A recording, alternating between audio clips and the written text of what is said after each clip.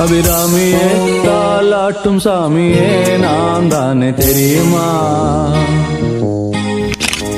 சிவகாமியே சிவனில் நீயும் பாதியே அதுவும் உனக்கு புரியுமா?